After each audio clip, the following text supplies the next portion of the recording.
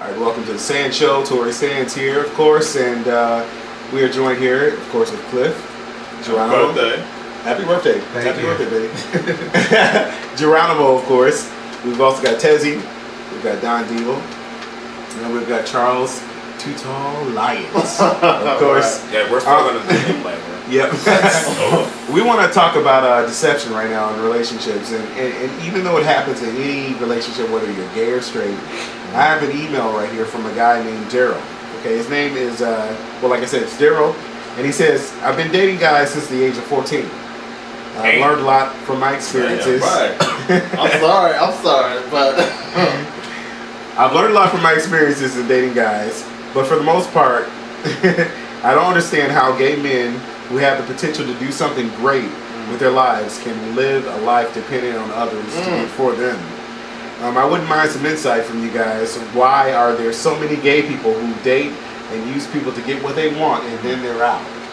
Wow. So let's talk about that right now. Let's discuss about the stunt twins first. Okay. They learn that behavior from the mother or the father. From their mother or their father or from somebody. They seen that shit happen already. Or look at they have low self-esteem. All they have is their body to offer someone. So they're looking for someone to take care of them. Or it's like, well, this man has this and this and that.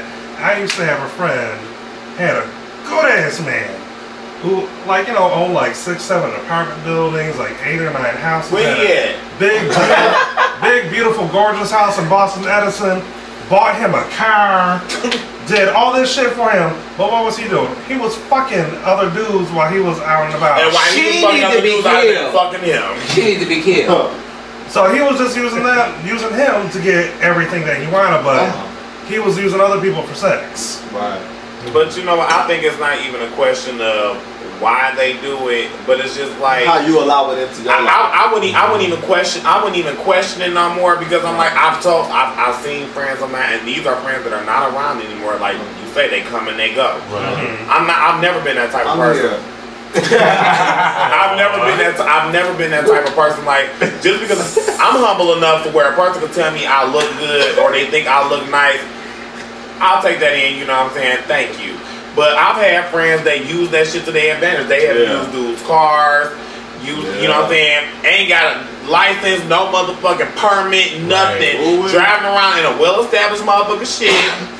Talking down to him like a dog, buying you clothes. I done seen all this shit happen in front of my face. I'm like, and what makes me wonder is, why the fuck can't I find a man like that? And I don't do shit like that. And back to what Geronimo was talking about. Sometimes it's not even learned at home. Sometimes your parents raise you to be independent and be on your own and all that stuff. But you just go your own little way because you go to see what's brought to your attention. Right. If your parents telling you gotta do this and you a lazy motherfucker, so then therefore somebody come to you like, oh, you a pretty motherfucking young thing. PYT. I know. Right. You go, I know. You know. I know. Shit, bitch, That's right. my favorite And then they start taking care of you and all this other stuff. And then you start fucking his friend, his grandma, his uncles, and all that other stuff. But at the end of the day, at the same time, when they take away all that shit from you, you ain't got shit. Now you stunned. Because you was fucking now you a stunt queen. Now you a stunt queen. You still in identities and shit. Now you in the club. Now you walking balls. Now you, because you know, like with the balls, some people that's their only source of income. They stuck. they stuck together. I got a question. Okay. Now, have you ever been like, you know, approached by someone that wanted to use you for what you had? Now, I used to have. You see this ass? Sorry. I'm speaking as far as like financially, or you can put a roof. No one would never approach you immediately. Not like that. But I used to have a young man, or whatever they used to be in my life. Okay. And you know, he better be legal. His mother. Are we all in? You came out at 23. 19 and you. His mother had thrown him out when she found out he was gay. He was trying to play so I gave him a place to stay so he wouldn't be homeless. And during this, I'm like, dude, okay, you know, I'm going to school at the time. I'm like, you know, job hunt, do something. You just can't, like, you know, stay up under my roof and, you know, not contribute. Well, I was waking up to blowjobs. I was gonna say that's contributing. I was having ass every night. That was a that's contributing. He was contributing. So you was the dummy playing. No, well, that lasted for about 2 months until that ass got tired and that head game got boring. I was gonna say, because I keep the shit in. Especially if she using her teeth. That's a contribution. That's a contribution on my part. You should be able to claim my head on your income tax. I had lost my dad last year in January, and then a month later, followed by grandma, my favorite. And you know, my family was trying to surround me, but I didn't want that kind of comfort. Okay. And so I met this guy. I was fucking to like it lasted about 2 or 3 months. But basically, it was a whole another person. You know, it turned out to be. You know, the first day was retarded. No high school, didn't finish high school.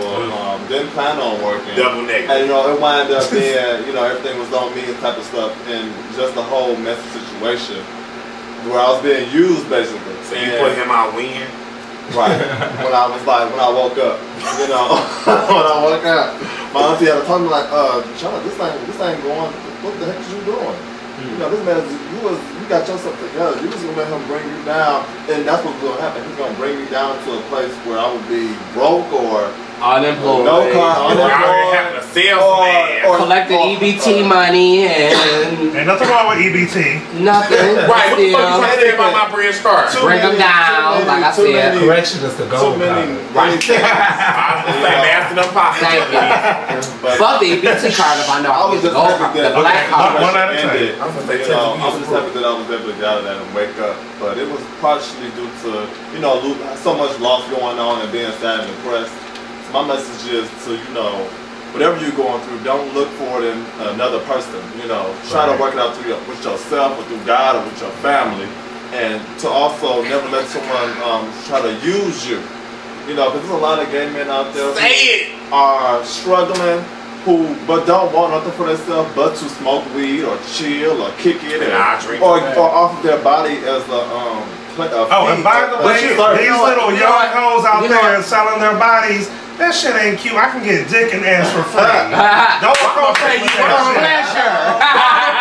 Why am I pay you? Bitch, why am I gonna pay you when I can get that shit for free? You offer me a cow, bitch. I can get some milk over here. But it offers a lot of risk. But you know what? Messing with somebody who lives their lifestyle like that because they mess around and they move on to so many different people until they, you know, get comfortable. Right. And that you're exposing yourself to a possible risk. And that's the thing, and that's a lifestyle in itself because you're doing that. Now, I want to thank you guys for your comments.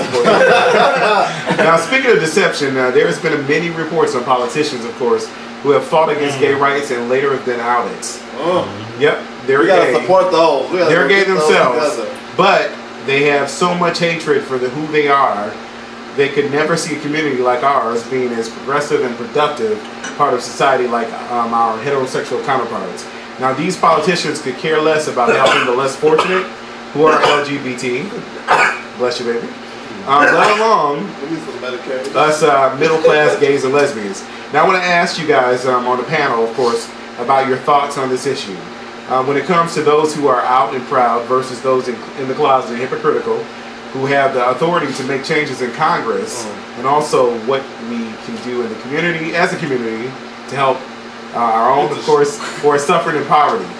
That's what I want to talk about. Show them what services we offer. I know, there's a lot of stuff going on here. So we're going to continue this conversation after the break. We're going to talk about this. Politicians who are in the closet, but they're actually gay, and they don't really think that we should get help. That bullshit. So we'll talk about that bullshit when we get back here at the SHO. Stick around. That's how I feel. Stick around.